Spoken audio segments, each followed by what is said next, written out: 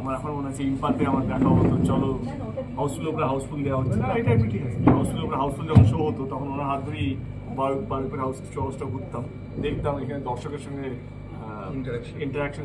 Even উনি আমার এখনো মনে আছে কোনো হলে মানে কোনো দর্শকের যদি ভালো লেগে থাকে আমাকে উনি কম করে 17 বছরে 200টা দর্শকের সাথে কথা বলিয়েছে, এই শোনো তোমার সঙ্গে কথা বলতে কথা বলতে, আর সঙ্গে ফোন লাগিয়ে আমাকে ফোনে ধরিয়ে দিত 9টা 9:30 10টা 11টা। হ্যাঁ, তো আমাকে ফোনে ধরিয়ে দিত দর্শকদের সাথে, দর্শকের কেমন রিয়াকশন, তুমি লাইভ রিয়াকশন শুনতে চাই না শোনো। এবারে আমার এখনো মনে আছে যখন গান চলতো তখন তো ভিডিও কল ছিল না, তখন শুধু আওয়াজ শোনা তো এখানে দর্শক চিৎকার করে গাইছে, হ্যাঁ বাপরে। তো ওইসব দিনগুলো এখন মনে পড়ে গেল। তো লাইক হ্যাঁ, আমার এই বারুইপুর সহজের সঙ্গে আমার অনেক অনেক পুরনো, আমার শুরু থেকেই আমার সম্পর্ক এই হল এই জায়গাটার সাথে। রবি কিনাগি স্যার উনি আসতেন, মানে 17 সপ্তাহ চলেছিল আই লাভ ইউ। আমার মনে হয় এই 5 বা 6 পড়লো আবার চলবে একটা না না, ও খুব লাকি আমার কাছে, খুব লাকি না। আর এই ধরনের মানে এই যেই বারুইপুর শোজ এখন SBF বারুইপুর শোজ হয়েছে, তো এইটা আমি বলছিলাম দেবকে যে এটাই কিন্তু অ্যাকচুয়ালি দরকার। এই যে এই আবুধাবিতে টোটাকে লোকজন জিজ্ঞেস করছিল যে বাংলা সিনেমা গৌরব, এই সেই সব কিছু গৌরব, Bangla cinema, commercial art, parallel middle of the road, যা যাবতীয় যা সমস্যা সব কিছুর শুরু কিন্তু এইখান দিয়ে হয়।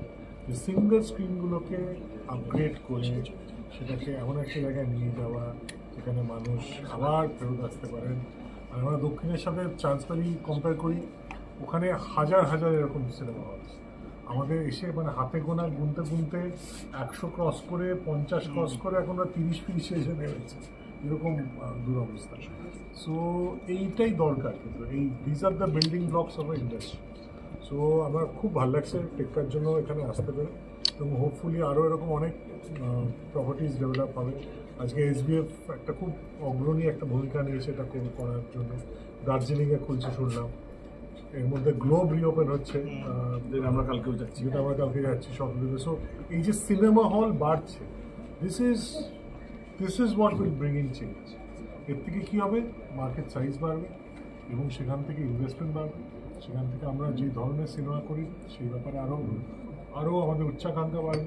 ইউ ক্যান অ্যাটেম্প্ট মানে তুঙ্গভদ্রার তীরে, হ্যাঁ, চাঁদের পার করে আমরা এখন শীতে গেছি, কিন্তু আমাদের পরবর্তীকালের যে অ্যাডভেঞ্চারগুলো সেই বড় স্কেলের বড় ক্যানভাসের কাজ আমরা করতে পারবো। তো সব কিছু শুরু কিন্তু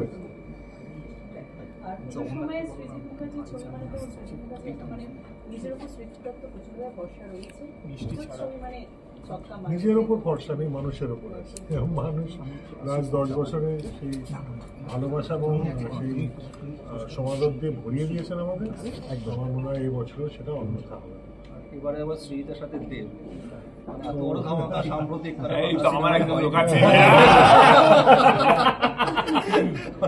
ডাবল ধামাকা সাম্প্রতিককালে বাংলা সিনেমায় হয়নি। ওই দর্শকরা আবার হলমুখী হবে। আর এখানে বসে কথা বলতে আমার খুব ভালো লাগছে, কারণ এই সিনেমা হলটাতেই আমার জন্মস্থান, আমি জন্মেছি এখানে। আর সেখানে পাশাপাশি আবার দেব শ্রীজিৎ একসাথে রয়েছি আবার, এটা একটা জীবনে একটা বড় দিন একটা আমার কাছে। দর্শকদের কাছে একটাই অনুরোধ, টেক্কা দেখুন, যদি ওর একটাই সিনেমা দেব শ্রীজিতের টেক্কা।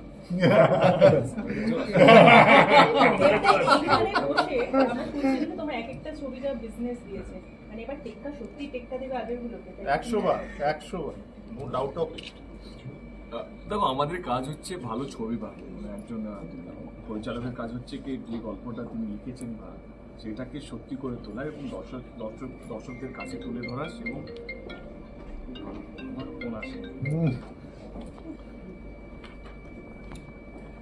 দর্শকদের কাছে তুলে ধরা, এবং তার মধ্যে যেন সততা থাকে, অনেস্টির জন্য তার কাজের প্রতি যেমন থাকে, এবং সে সেটাই করেছে। এবং আমি আমার অ্যাজ এ প্রযোজক, অ্যাজ এ অ্যাক্টর, আমি চেষ্টা করেছি যে রোলটা আমাকে ডিরেক্টর দিয়েছে এবং ডিরেক্টর যা চেয়েছে প্রযোজকের কাছে সেটা দেওয়ার চেষ্টা করছি। এবং আমার মনে হয় এবারে দর্শককে বর্ষায় এবারে দর্শক দেখবে।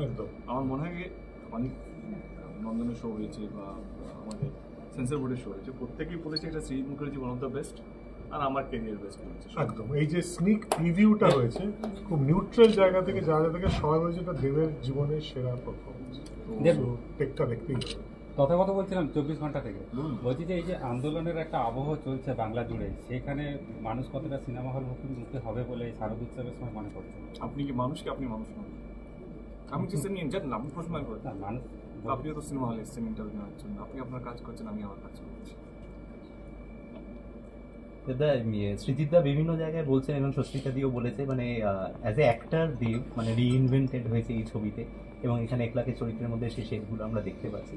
মানে তোমার এক্সপিরিয়েন্সটা কিরকম, যে একদম তুমি যে ধরনের ছবিগুলো করছিলে রত্নদার সাথে রিসেন্ট ছবিগুলো যেখানে, সেখান থেকে আবার একটা অন্য ধরনের চরিত্র? একজন অভিনেতার কাজ হচ্ছে অলরাউন্ডার, সে প্রজাপতিও করবে, টনিকও করবে এবং টেক্কার মতন ছবিও করবে, সে পাগলুও করবে, সে খাদানও করবে, তবেই তো একটা অলরাউন্ডার হবে।